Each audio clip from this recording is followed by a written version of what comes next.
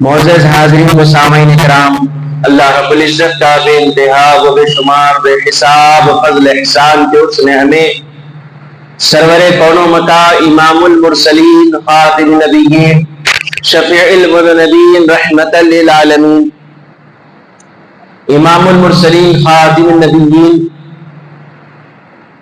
حضور سیدنا محمد مصطفیٰ احمد مجتبیٰ صلی اللہ علیہ وآلہ وسلم کی امت بابرکت میں پیدا فرمایا۔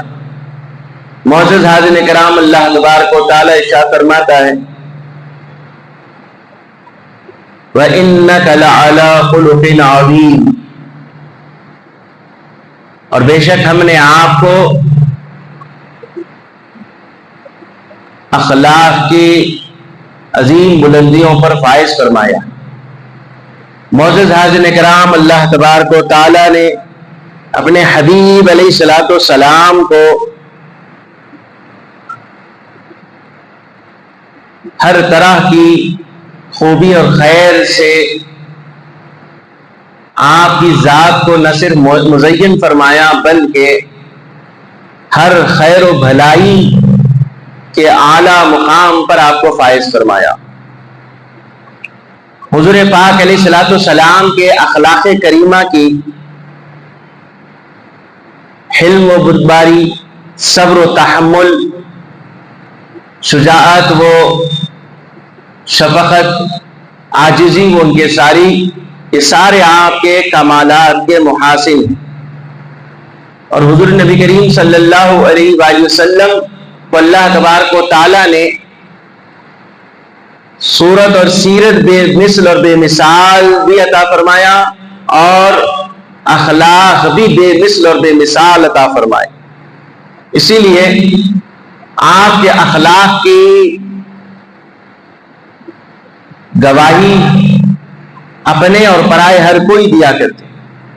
حضور پاک علیہ الصلوۃ والسلام کے اخلاق کے گواہی دینے والے نہ صرف آپ کے اہل خانہ و دیگر تھے بلکہ خود غیر بھی آپ کی تعریف کیا کرتے، اور آپ کے اخلاق کی یہ شان ہے کہ آپ کے اخلاق کی پاکیزگی کا یہ عالم کہ آپ کی اس اخلاق کریمہ کی بدولت شفقت صرف اپنے ہی نہیں، صحابہ ہی نہیں، بلکہ غیروں پر بھی آپ کی شفقت کمال درجے کی تھی۔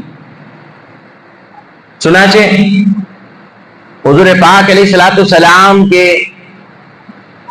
جسم اطہر کو اللہ تبارک و تعالی نے جہاں بے مثل اور بے مثال بنایا، جیسا کہ حضرت ابو حذیفہ رضی اللہ تعالیٰ عنہ فرماتے ہیں کہ ایک مرتبہ جب سارے صحابہ حضور پاک علیہ الصلوۃ والسلام کی دست بوسی کر رہے تھے، یعنی حضور کے دست مبارک سے اپنے ہاتھ کو ملا رہے تھے، اور ایسے موقع پر سب حضور پاک علیہ الصلوۃ والسلام کے دست بوسی کے شرف سے فیضیاب ہو رہے تھے، تو میں بھی آگے بڑھا اور حضور کے دست مبارکہ کو اپنے ہاتھ میں لیا، اور جیسے ہی میں نے ہاتھ میں لیا تو گویا ایسے محسوس ہوا کہ جیسے کوئی ٹھنڈی سی چیز میرے ہاتھ میں رکھی گئی ہو، جس سے بڑا سکون مجھے حاصل ہوا۔ پھر فرماتے ہیں کہ میں نے اس دست مبارکہ کو بوسہ دیا تو ایسا سکون اور ایسا اطمینان حاصل ہوا کہ گویا ایسے محسوس ہو رہا تھا کہ میں نے اپنے ہاتھوں میں کوئی برف لیا ہو۔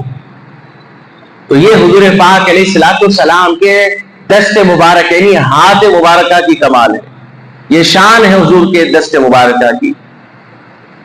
تو اللہ تبارک و تعالیٰ نے آپ کو اخلاق بھی ایسے عطا فرمائے کہ یہاں پر اللہ نے یہ نہیں فرمایا کہ آپ عظیم اخلاق والے ہیں، نہیں فرمایا رب تعالیٰ نے، بلکہ آپ کے لیے فرمایا کہ وَإِنَّكَ لَعَلَىٰ خُلُقٍ عَظِيمٍ فرمایا کہ یعنی اخلاق کی بلندیوں پر آپ فائز ہیں، یعنی اخلاق کی بلندی بھی آپ کے نیچے ہے اور آپ اس کے اوپر ہیں۔ یہ شان ہمارے آقا کو اللہ نے عطا فرمائی، یعنی ہر رفعت و بلندی سے اللہ نے آپ کو سرفراز فرمایا، یعنی ہر بلندی بھی آپ کے قدموں تلے ہے، اور اللہ تبارک و تعالیٰ نے یہاں پر عظیم اخلاق والے نہیں کہہ کر فرمایا بلکہ فرمایا کہ آپ کو اللہ تبارک و تعالیٰ نے اخلاق کی عظیم بلندیوں پر فائز فرمایا۔ یعنی اخلاق کی انتہا کی بلندیوں پر آپ فائز ہے. اور یہی وجہ ہے کہ حضور پاک علیہ الصلوۃ والسلام کی بارگاہ میں کوئی بھی آتا ہے، بیگانہ آتا ہے تو حضور کا بن جاتا ہے، کوئی غیر آتا ہے تو حضور کی محبت اس کے دل میں ہونے لگ جاتی ہے. معزز حاضرین کرام، حضور پاک علیہ الصلوۃ والسلام کے اخلاق کریمہ کے بارے میں خود حضور فرماتے ہیں کہ اللہ تبارک و تعالیٰ نے مجھے بھیجا ہی اس لیے ہے تاکہ میں اخلاق کے سارے مراتب کو پورا کر دوں، اخلاق کی تعلیم تم کو دوں. فرمایا معزز حاضرین کرام، حضور پاک علیہ الصلوۃ والسلام کے اخلاق کیا تھے؟ آپ دیکھیں واقعات بے شمار ہیں. ان میں سے ایک مرتبہ کا واقعہ ہے کہ حضور پاک علیہ الصلوۃ والسلام مسجد نبوی میں جلوہ گر رہے ہیں، اور ایسے موقع پر ایک اعرابی شخص آیا اور مسجد کے صحن میں اس نے پیشاب کر دیا. جب اس نے یہ عمل کیا تو سارے صحابہ دوڑے کہ اسے ڈانٹے، اسے تنبیہ کرنے لگے، اسے ڈانٹنے لگے. حضور پاک علیہ الصلوۃ والسلام فوراً اس طرف تشریف لائے اور فرمایا، اے صحابہ، تمہیں اس لیے نہیں بھیجا گیا کہ تم اسے ڈانٹو، اس کی تنبیہ کرو. فرمایا کہ تمہیں بھیجا اس لیے گیا ہے کہ تاکہ اسے سمجھاؤ، اس کی اصلاح کرو. اور آپ نے اس اعرابی کو فرمایا کہ اے شخص، یہاں پر جو ہے یہ مقام اللہ کا ہے، یہ جگہ اللہ کی عبادت کی جگہ ہے، اور یہ اس عبادت والی جگہ کا صحن ہے، لہذا یہ مقدس جگہ ہے. یہاں پر گندگی کرنا، نجاست کرنا، یہاں پر گندگی پھیلانا، نجاست پھیلانا، یہ صحیح نہیں ہے. آپ نے جب اس انداز میں اسے سمجھایا تو پھر اس کے بعد آپ نے پھر فرمایا کہ یہ جو نجاست کیا ہے، پیشاب کیا ہے، فرمایا اس پر پانی ڈال کر اسے صاف کر دیا جائے. حاضرین کرام، اب اس کا اثر کیا ہوتا ہے؟ لازمی بات ہے کہ جب ایسی طرح سے اصلاح کی جاتی ہے، نرم انداز کے ذریعے، اخلاق کے ذریعے جب کوئی بات کو سمجھایا جاتا ہے تو بات کا اثر بھی ہوتا ہے. تو حاضرین کرام، اس طریقے سے آپ نے اس کی اصلاح کی، اسے توجہ دلائی، احساس دلایا کہ یہ جو وہ جگہ ہے جو مقدس جگہ ہے جہاں اللہ تعالیٰ کی عبادت ہوتی ہے. حاضرین کرام، مسجد ہو یا مسجد کا صحن ہو، یہ ہر ایک چیز پاک ہوتی ہے، یاد رکھنی جائے. ہم میں اکثر ہمارا عالم یہ ہے کہ ہمارے درمیان کئی باتوں کی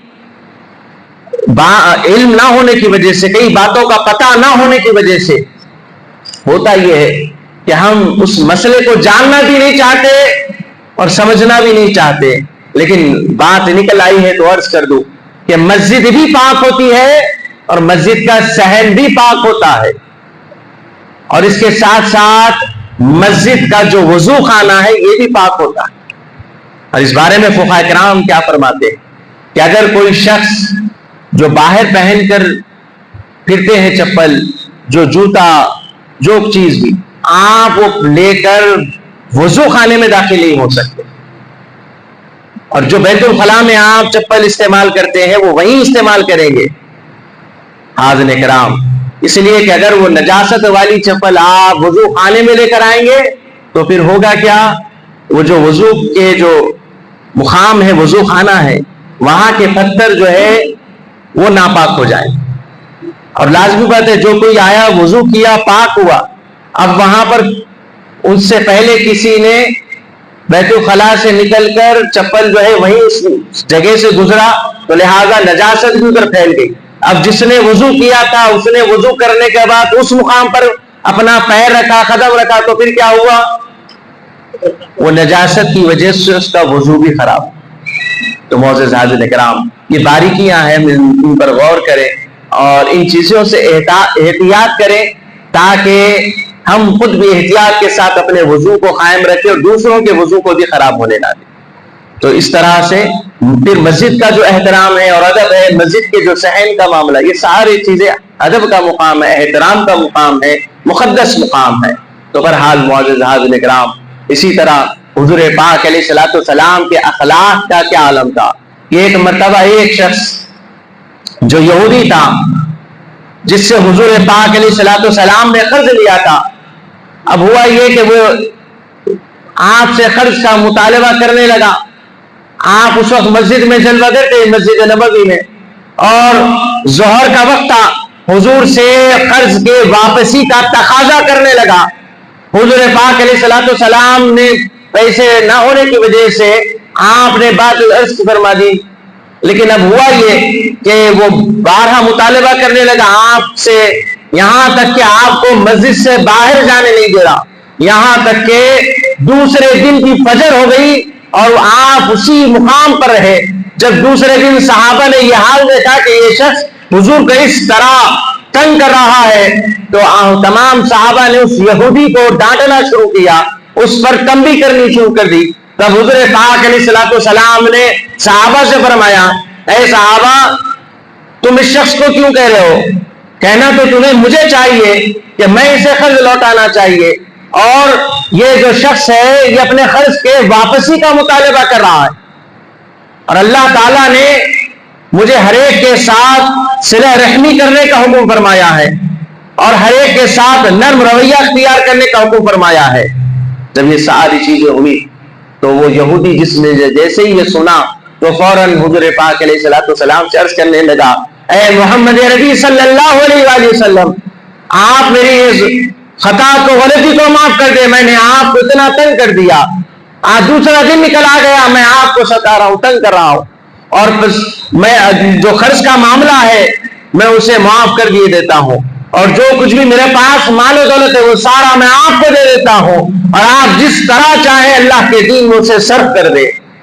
اور کہنے لگا کہ مجھے کلمہ پڑھا دے، میں داخل اسلام ہونا چاہتا ہوں، اور کلمہ پڑھ کر داخل اسلام ہو گیا، اور کہنے لگا کہ میں جو آپ سے قرض کا مطالبہ کر رہا تھا اور آپ اس طرح تنگ کر رہا تھا، وجہ یہ تھی کہ میں نے توریت میں پڑھا تھا، آپ کی نعت و توصیف کو میں نے پڑھا تھا، آپ کی شان و عظمت کو میں نے توریت میں پڑھا تھا کہ اللہ تبارک و تعالیٰ نے آپ کی شان اس میں بیان فرما دی، آپ کے اخلاق کا ذکر فرما دیا، آپ کی شان و عظمت کا ذکر فرما دیا، آپ کے اخلاق کریمانہ کا ذکر فرما دیا، آپ کے عفو و درگزر کا ذکر اس میں فرما دیا گیا تھا، آپ کے صلہ رحمی کا معاملہ اس توریت میں بتا دیا گیا تھا، لہذا میں نے وہ پڑھ رکھا تھا اور میں جاننا چاہتا تھا، یہ صفتوں کو دیکھنا چاہتا تھا، اس لیے میں نے سارا معاملہ کیا۔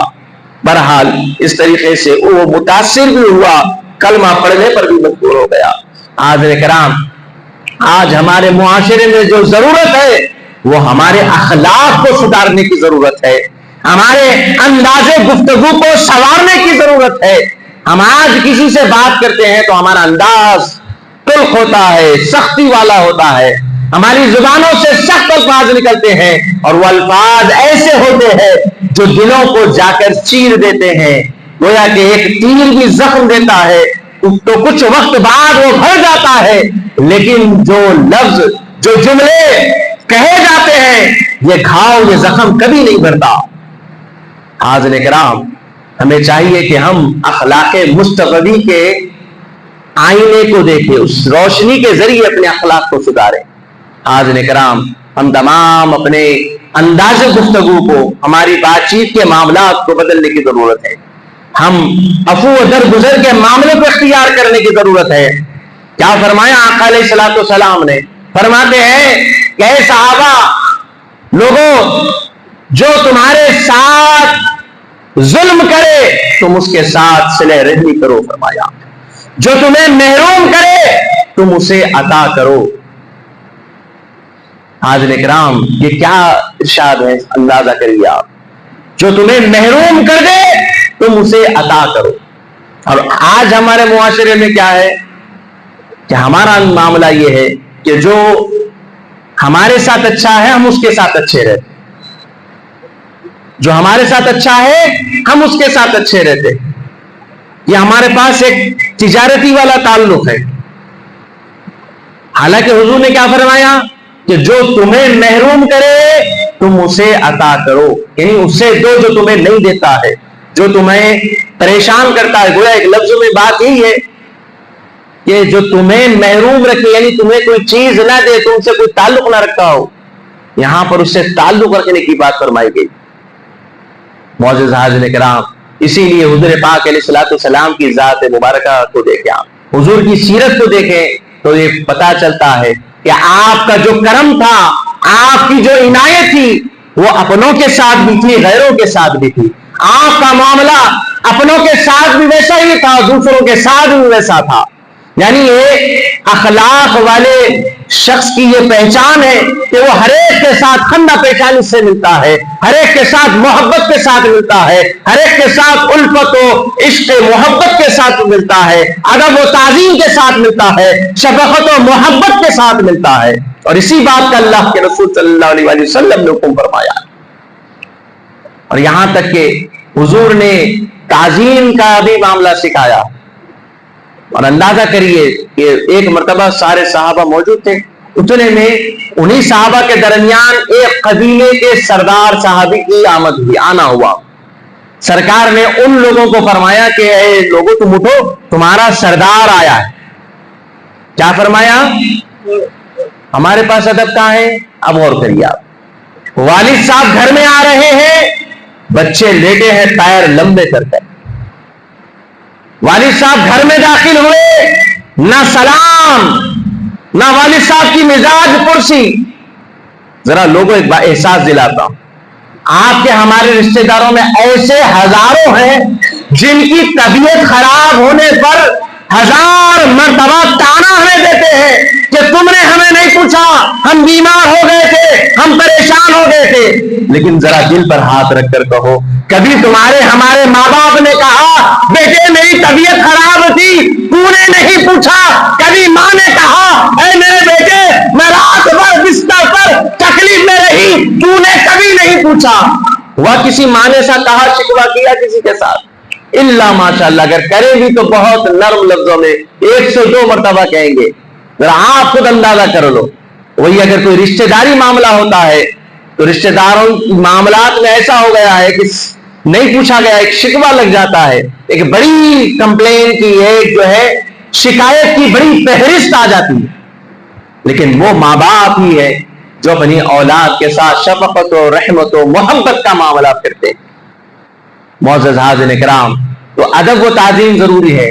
دنیا میں اگر کوئی کسی کے لیے سب سے پہلے اللہ اور اس کے رسول کے بعد کوئی ذات ہے تو وہ تمہارے ماں باپ ہیں، جن کا احترام ہر ایک پر لازم ہے۔ اور اخلاق کے سب سے اہم حقدار اگر کوئی ہے تو ماں باپ ہے، یاد رکھو۔ اور ہمارا معاملہ ہے کہ ہم دنیا کو بانٹے پھرتے ہیں، دنیا کو کھلائے پھرتے ہیں، دنیا پر لٹائے پھرتے ہیں، اور ماں باپ محروم رہتے ہیں۔ دوستوں کے ساتھ تفریح پر جاتے ہیں، دوستوں کے ساتھ کھانے پینے جاتے ہیں، دوستوں کے ساتھ شاپنگ پر جاتے ہیں، لیکن ماں باپ کی جب بات آتی ہے ماں باپ ایک طرف بھول جاتے ہیں۔ کہ آج یہ ہمارے پاس ٹرینڈ بن چکا ہے، ایک طرح کا ٹرینڈ بن چکا ہے۔ ایک زمانے میں ٹرینڈ کا نام فیشن تھا، اب آج ٹرینڈ ہے۔ یعنی ایک ایسا طریقہ اور ایک ایسا راستہ اختیار کیا گیا کہ جو ایک شخص کرتا ہے سب وہی کرنے لگتے۔ تو والدین کے ساتھ حسن سلوک، ان کے ادب و تعظیم یہ ہر ایک پر لازم، اور آپ کے اخلاق کا یہ معیار ہونا چاہیے کہ آپ کی تعریف باہر والے کریں، یہ بہت اچھی بات ہے، لیکن سب سے پہلے گھر سے اس کی تعریف ہونا یہ اس کے اچھے اخلاق ہونے کی بڑی علامت ہے۔ فرمایا گیا، علماء کرام فرماتے ہیں کہ اخلاق کے اچھے ہونے کی علامت ہر ایک کے ساتھ ملتا ہے، تکلف کی بنیاد پر کسی کے ساتھ کرتا ہے، لیکن ہر شخص کی اس کے اچھے ہونے کی علامت اس کے گھر سے اس کا پتہ ملتا ہے۔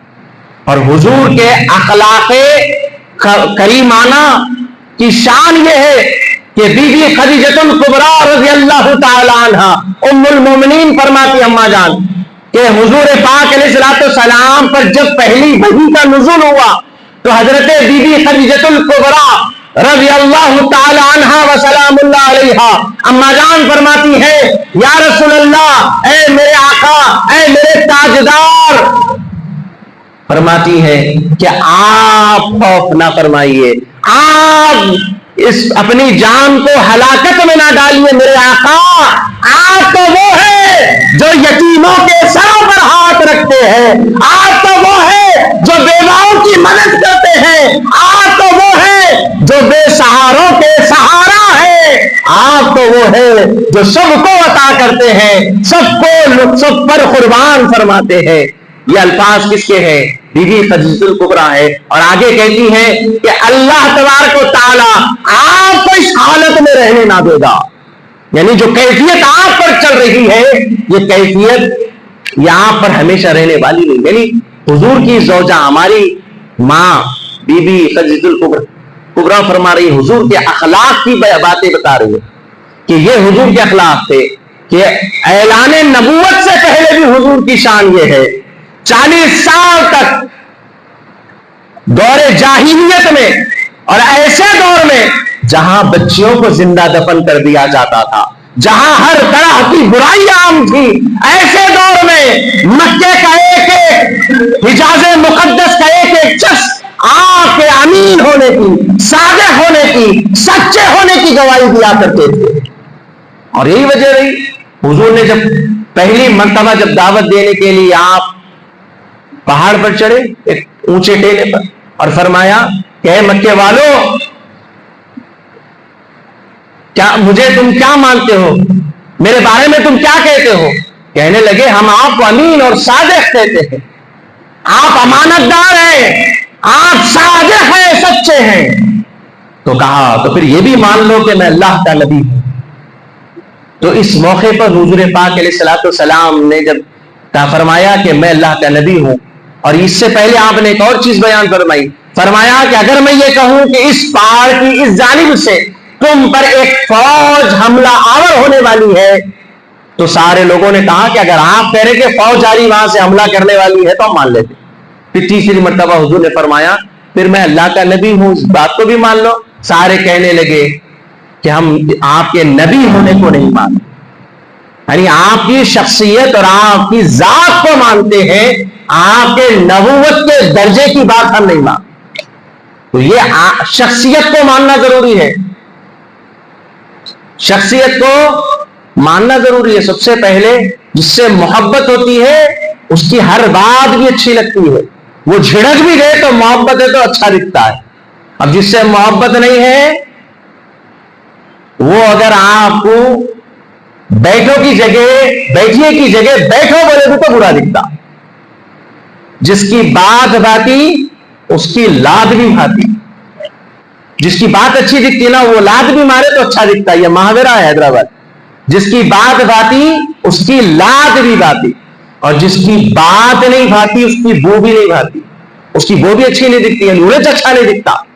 تو معزز حاضرین کرام، تو ضرورت ہے کہ ہم اپنے اخلاق کو سدھاریں، اور ہمارا اخلاق ایسا ہو ہر ایک کے ساتھ ملاقات ہو تو ہماری زبانوں پر نرم گفتگو ہو، ہمارا لہجہ نرم ہو، ہمارا انداز گفتگو ادب میں پیوست ہو۔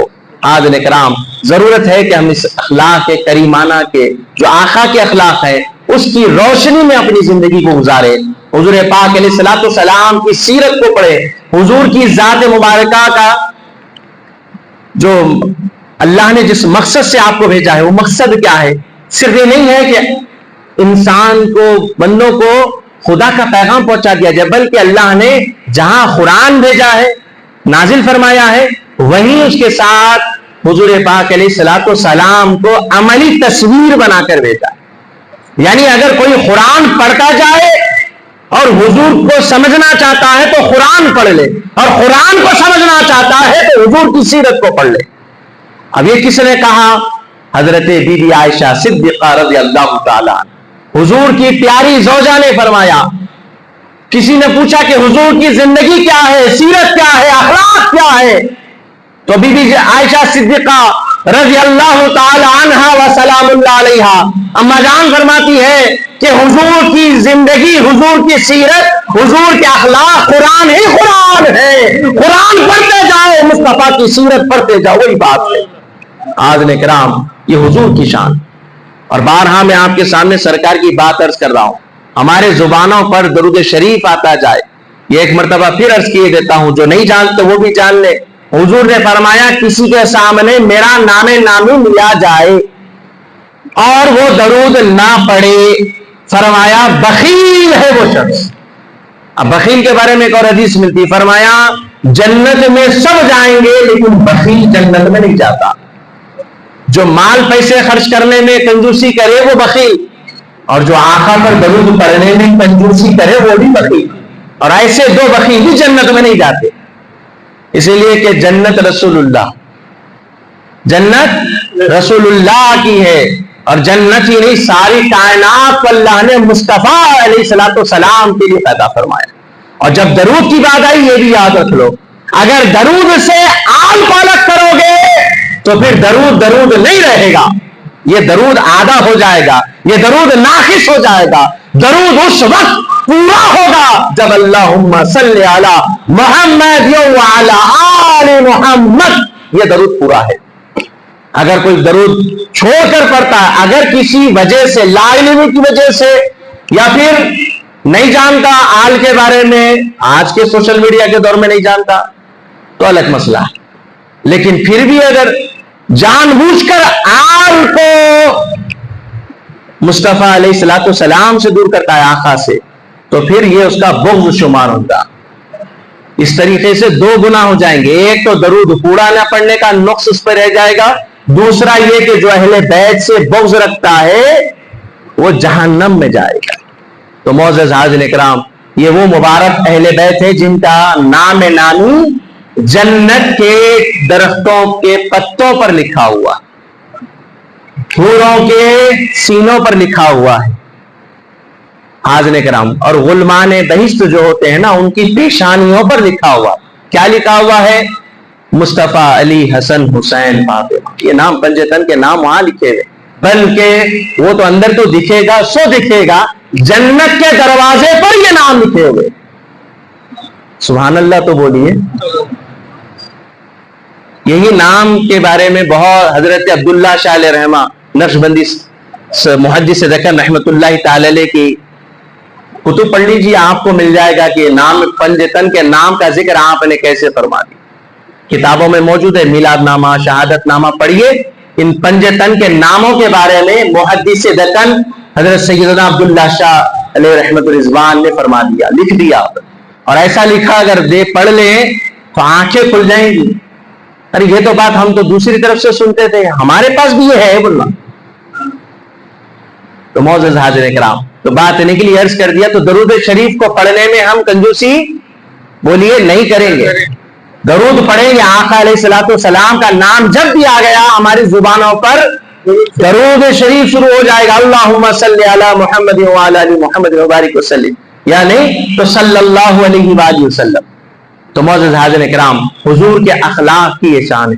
معزز حاضرین کرام، حضرت نبی پاک علیہ الصلوۃ والسلام کے اخلاق کے بارے میں بے شمار واقعات موجود ہیں، اور حضور پاک علیہ الصلوۃ والسلام کی خدمت میں حضرت انس فرماتے ہیں کہ میں 10 سال تک رہا اور آپ کے خدمت میں رہا، اور یہ دیکھا کہ ان 10 سالوں میں کبھی آپ نے مجھے نہیں ڈانٹا، کبھی آپ نے مجھے ڈانٹا نہیں، کبھی تنبیہ نہیں فرمائی، اور کسی کام کا حضور نے حکم فرما دیا اور میں نے وہ نہ کیا تو آپ نے یہ تک نہیں فرمایا اے انس میں نے فلاں کام کہا تھا، فلاں کام کیوں نہ کیا۔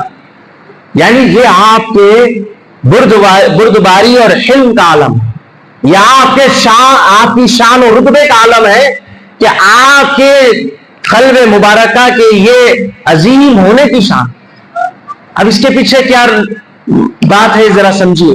اگر کسی نے اپنے ماتحت کو کام دیا اور وہ نہ کرے تو عزت نفس اس میں محسوس کی جاتی ہے کہ میں نے فلاں شخص کو کرنے کے لیے کہا تھا، اس نے یہ کام نہ کیا، ایک طرح سے اس کے اندر غصہ آتا ہے، ایک طرح سے اس کے اندر نفرت پیدا ہوتی ہے، ڈانٹنے اور باتیں غصہ کرنے کو جی چاہتے۔ اور آقا علیہ الصلوۃ والسلام کے قلب مبارکہ کی شان یہ ہے کہ آپ کے دل پر ان باتوں کا کچھ اثر نہیں ہوتا۔ معزز حاضرین کرام، یہ حضور پاک علیہ الصلوۃ والسلام کی شان مبارکہ۔ اسی طرح حضرت ابو امامہ رضی اللہ تعالیٰ عنہ فرماتے ہیں کہ ایک نوجوان حضور کے پاس آیا اور عرض کرنے لگا کہ یا رسول اللہ میں زنا کرنا چاہتا ہوں۔ اللہ اکبر، کیا کہنے لگا؟ میں زنا کرنا چاہتا ہوں۔ جس کے سامنے عرض کر رہا ہے جو زمین و آسمان کے حبیب ہے، مالک مختار ہے، جو سارے نبیوں کے امام ہے، جن کو اللہ نے نبیوں کا تاجدار بنایا ہے، جو اولین و آخرین کے سردار ہیں، ان کے سامنے عرض کر رہا۔ حضور نے سنا تو بڑے ہی صبر و تحمل کی شان آپ دیکھی حضور کی، کہ آپ نے فرمایا کہ اے نوجوان، یہ زنا کس کے ساتھ کرنا چاہتا ہے؟ کیا تو اپنی ماں کے ساتھ کرنا چاہتا ہے؟ تو اس نے کہا کہ نہیں یا رسول اللہ، میں آپ پر قربان ہو جاؤں، اللہ رب العزت مجھے آپ پر قربان کر دے۔ تو آپ نے فرمایا کہ جب تم یہ عمل اپنی ماں کے ساتھ نہیں کرنا چاہتے تو اسی طرح کوئی اپنی ماں کے ساتھ یہ عمل کس طرح کروانا چاہے گا؟ اس طریقے سے پھر حضور نے فرمایا کہ تم زنا کرنا چاہتے ہو، کس کے ساتھ کرنا چاہتے ہو؟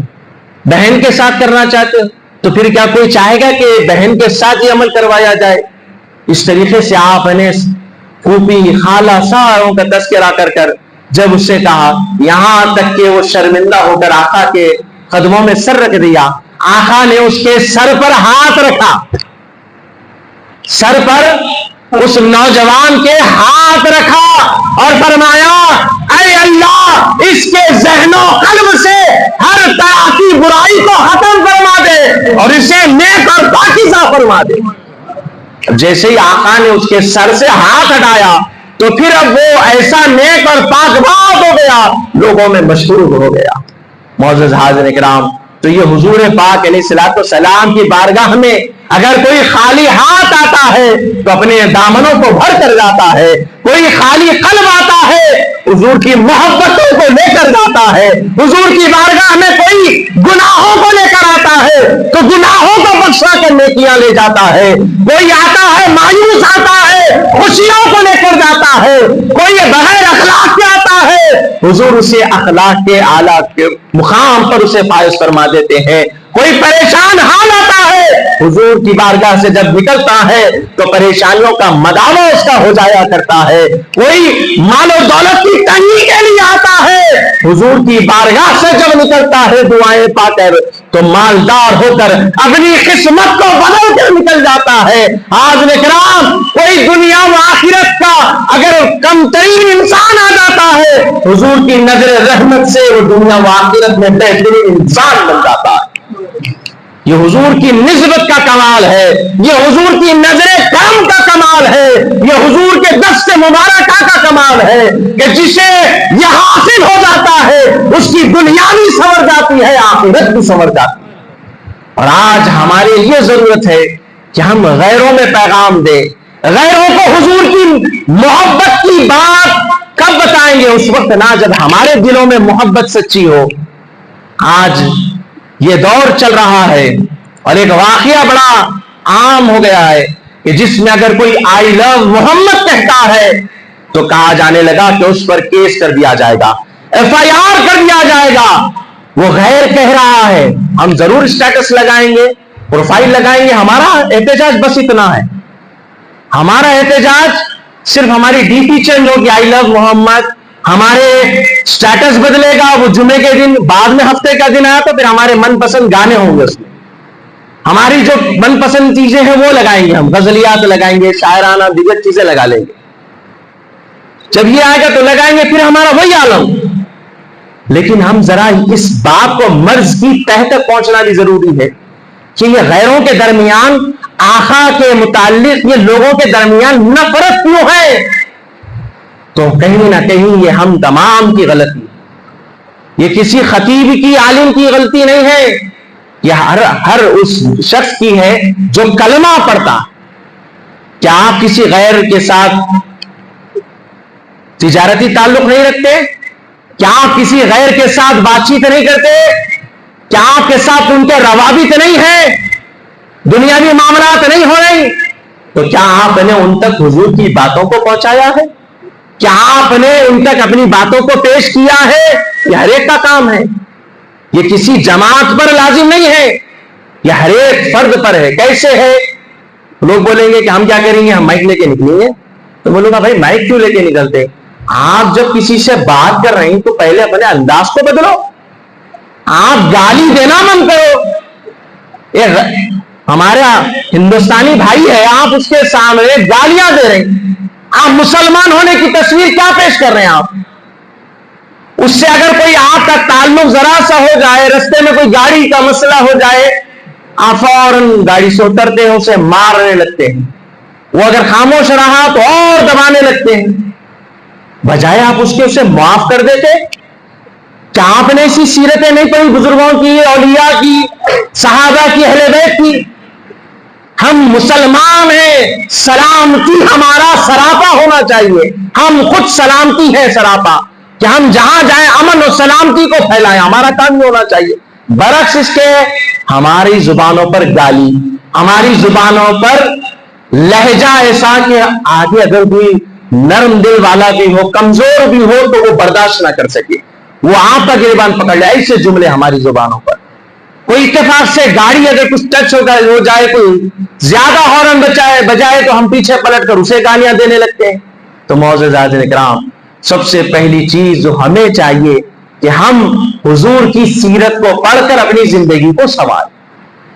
اب وہ اسٹیٹس لگا رہے ہیں، وہ کون سا سوشل میڈیا احتجاج ہے، کری لیجیے، بالکل کریے، لیکن سب سے پہلے اپنی ذات پہ کوئی اسٹیٹس تو لگائیے، اپنی کچھ ایک حیثیت بنائیے کہ واقعی آپ کو دیکھے تو یہ نہ کہے کہ یہ مسلمان بڑے غصے والے ہوتے ہیں، بڑے جاہل ہوتے ہیں، بڑے جو ہے بدماش ہوتے ہیں، نہیں، بلکہ کوئی دیکھے تو کہے یہ مسلمان ہے، یہ محمد تالی تمبی والے کا خدا، یہ کہنے پر مجبور ہو جائے۔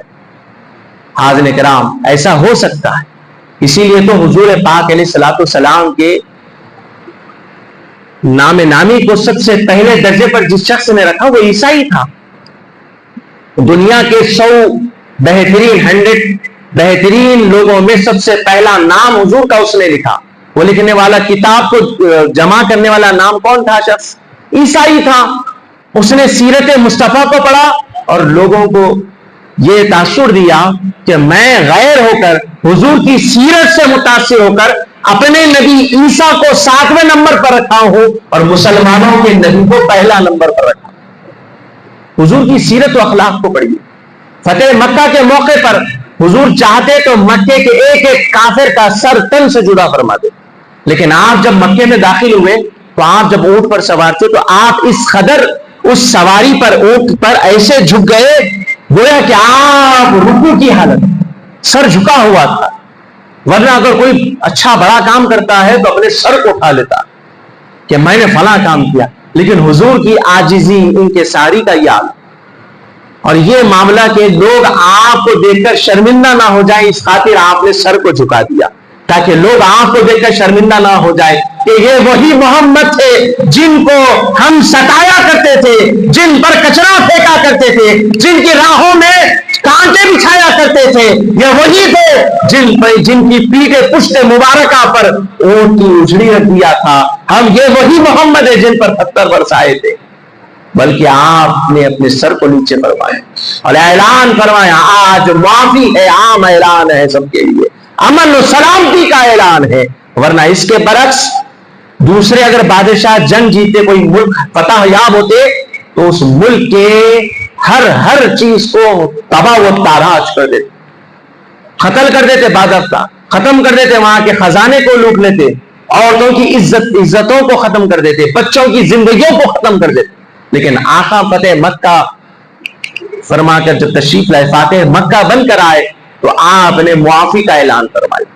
تو معزز حاضرین کرام، ہماری زندگی کا ایک اصول بنائیے کہ ہماری انداز گفتگو بدلے، ہمارا لہجہ بدلے، ہماری بات چیت کا انداز ایسا ہو کہ جس سے خوشبو مدینہ آ جائے، ہماری زبانوں سے ایسی بات ہو جس کی وہ مدینے کی خوشبو کا پتہ دے۔ حاضرین کرام، اخلاق کو سدھارے، بچوں کو بھی تعلیم دے، ادب و تمیز کی بات سکھائیں، ادب و احترام کا تقاضا انہیں بتائیں، انہیں ہر وہ چیز دنیا کی آپ بتا کریں، انہیں اچھی چیزیں کھلائیں، اچھا لباس کھلائیں، لیکن ساتھ ہی ساتھ ان کے اخلاق کو سدھاریں۔ اور جو سب سے پہلی چیز ہے، اخلاق کی سب سے اچھی علامت ہے، وہ ہے سلام کرنا، اور سلام کرنے میں پہل کرنا یہ زیادہ ثواب ہے، یہ حضور کی سنت مبارکہ بھی ہے۔ حاضرین کرام، خدا را بچوں کو ان باتوں کی تعلیم دے، بڑوں کا ادب و احترام کرنے کی بات بتائیں۔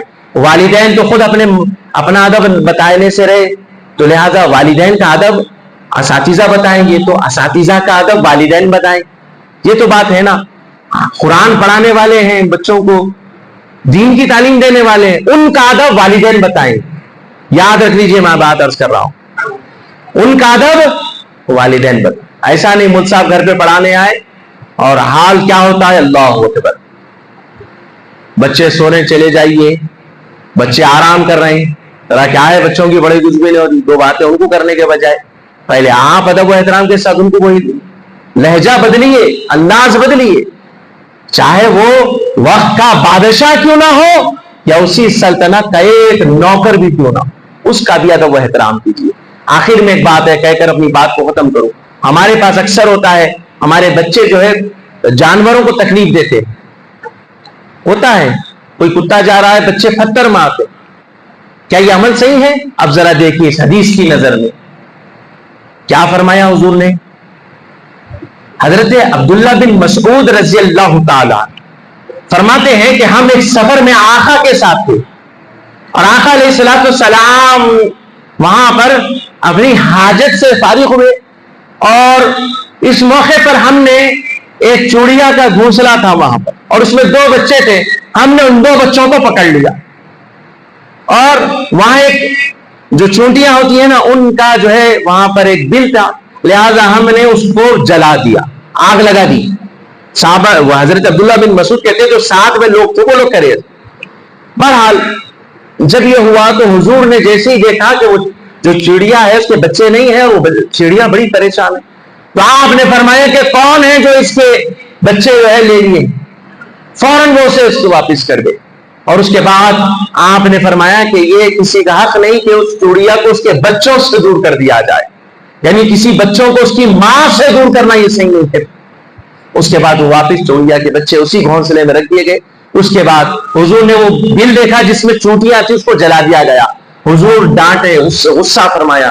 آپ نے اس موقع پر جلال کا اظہار فرمایا، فرمایا کہ کون ہے جو اللہ کے سوا جلانے کا عذاب دینے والا. اللہ اکبر، یا آپ نے جلال فرمایا. معزز حاضرین اکرام، اس طرح آپ نے چونٹیوں کے یعنی وہ ان کے حیا دیکھے کہ وہ ایک چونٹیاں ہوتی ہیں، ایک چھوٹے سے کم ترین کیڑے ہیں، لیکن اللہ کے رسول صلی اللہ علیہ وآلہ وسلم نے اس کی بھی جان کی حفاظت کا حکم فرما دیا، انہیں اذیت و تکلیف نہ دینے کا حکم فرمایا. وہیں جو آزاد پرندے پھرتے ہیں ان کو پکڑنے کے بارے میں بھی آپ نے فرما دیا. تو معزز حاضرین اکرام، ہم تمام ان باتوں پر عمل کریں.